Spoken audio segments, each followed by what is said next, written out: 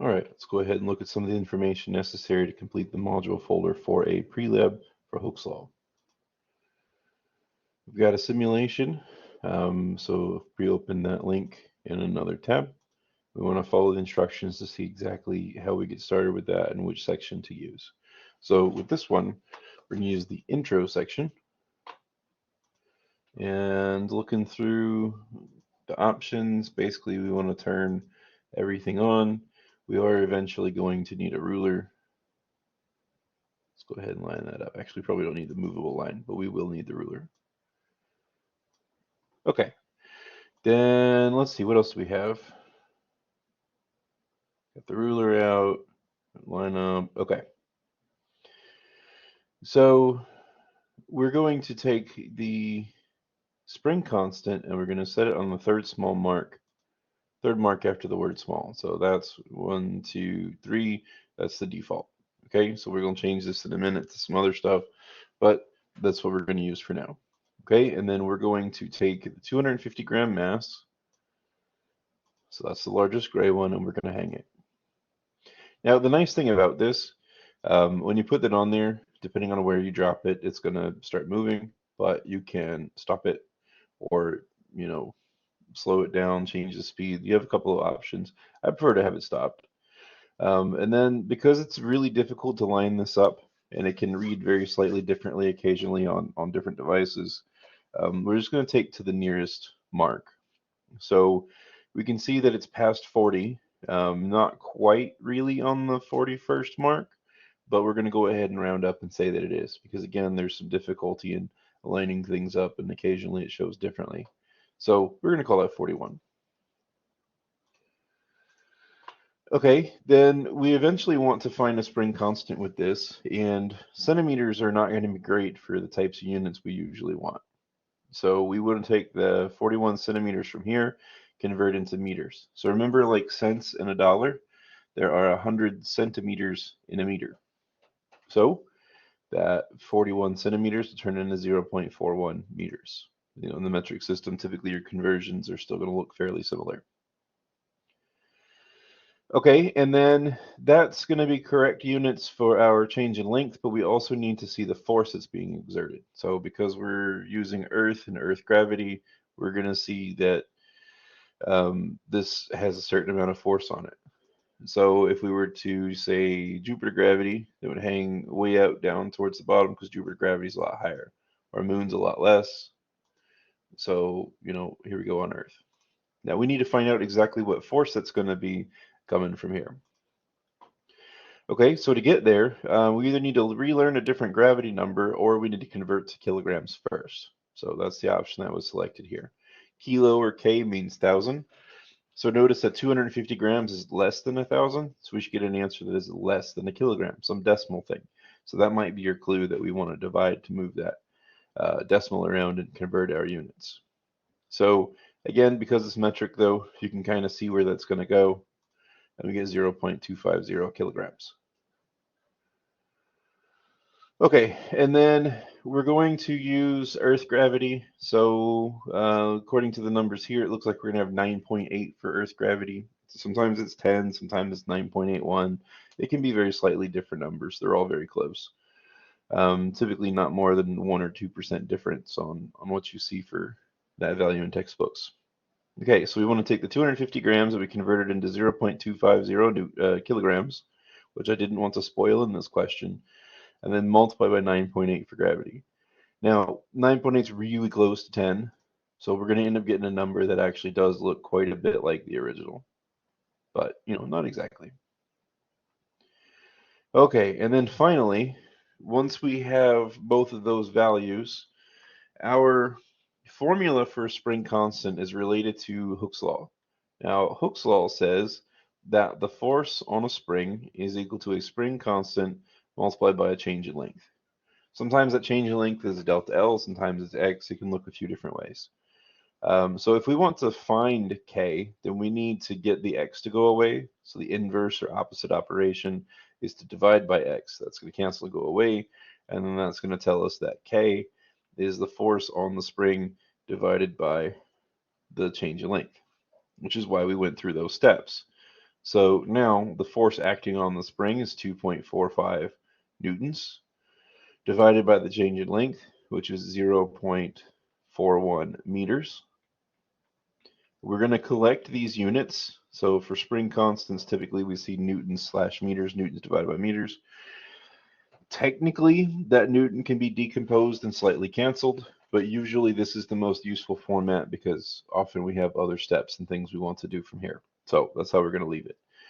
Then dividing these, I mean, you can kind of see from estimating on the front numbers, 24 divided by 4, right? If we sort of eyeball that, would be about 6.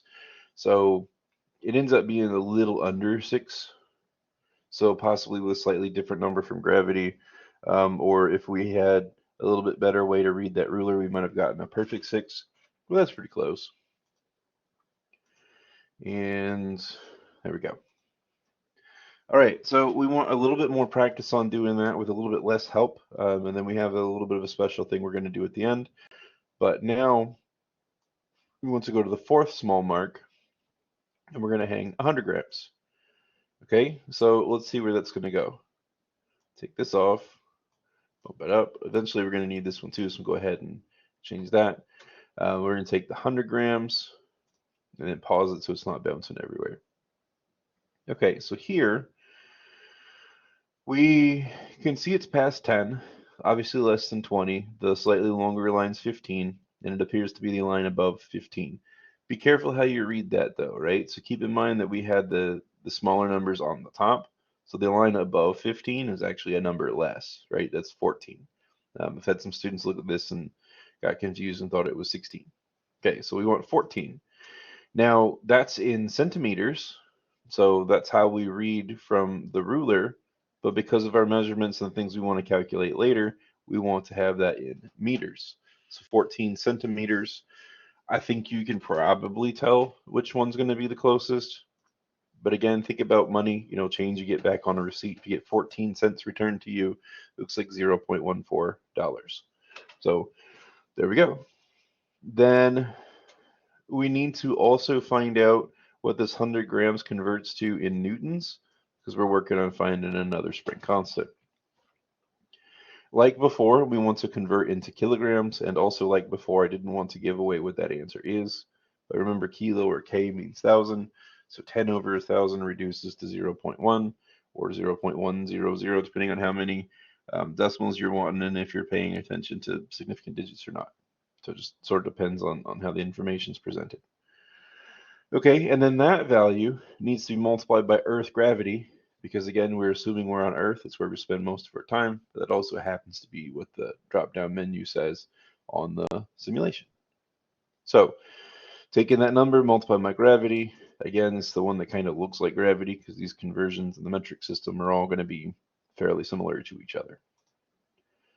Okay, and so now if we're going to find a spring constant from that, we're going to go through the same process, but we can back up a little bit. The magic of editing and software. I'll change the color to be a little bit more consistent, or at least to show that we've made a new question here. But we want to find the spring constant. So this time we had 0.98 newtons, 0.14 meters. And, again, it could be rounding error or slight differences on gravity or whatnot. But dividing these, we're going to get, from here, it looks like a perfect 7, but from the answer keys, answer choices, we want to say 7.00.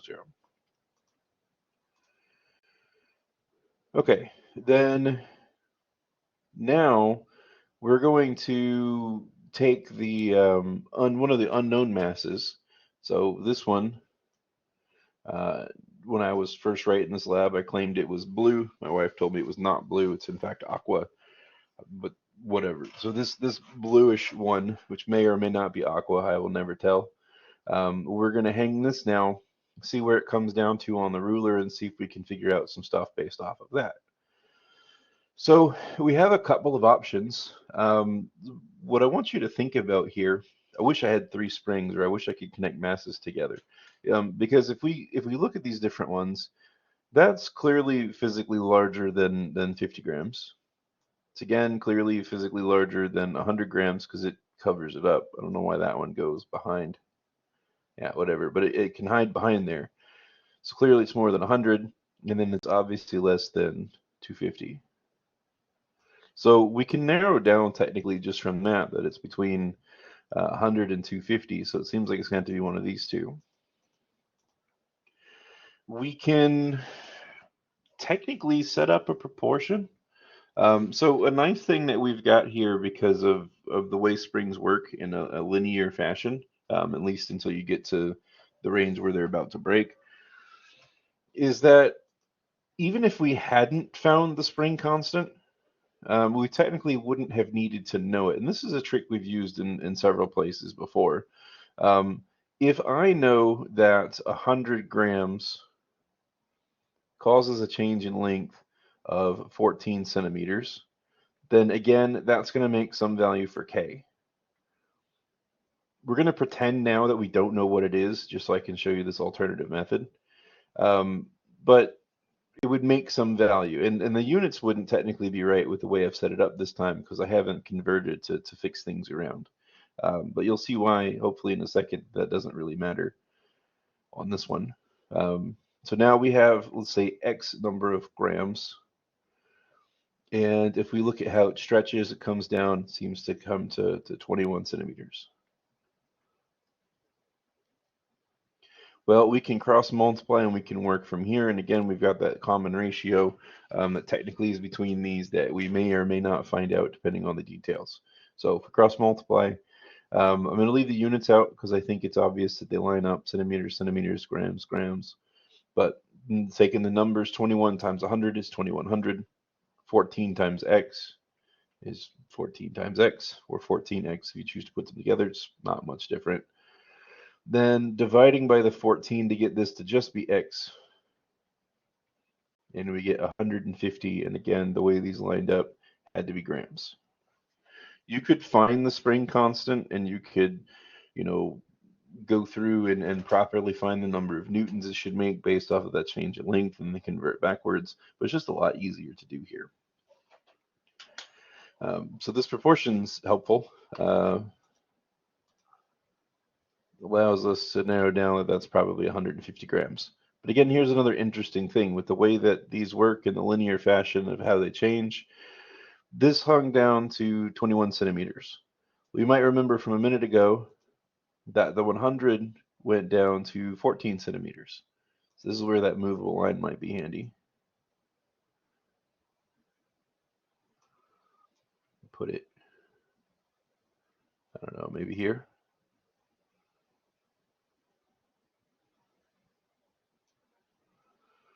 Then again, this one comes down to 21, so we can line up there. If I take this one off and I hang a 50, where's that 50 going to go? Well, there's a couple of different ways to think about it. 50 is half of 100, so it's going to hang down to half of 14. Right? So it's going to hang down to 7. And coincidentally, 50 plus 100 is the 150 that we estimated for this thing. And then also, this hung down to 21. Think about that, right? If this hangs at 7 and this hangs at 14, what is 7 plus 14? That's 21. So again, that linear relationship has some strange things that are going here. But because the change in length for the two smaller masses is equal to the change in length of the larger mass, then the mass of the bigger one has to be equal to the mass of the smaller ones put together. Be careful here. These answer choices are unfortunately wordy, but make sure you find where it says it's exactly equal to. So like here, this one says much less than, this one says much more than, this says it's pointless. It's not pointless and random, as in fact, it turns out there's, direct formulas and methods for finding answers. All right, that's it.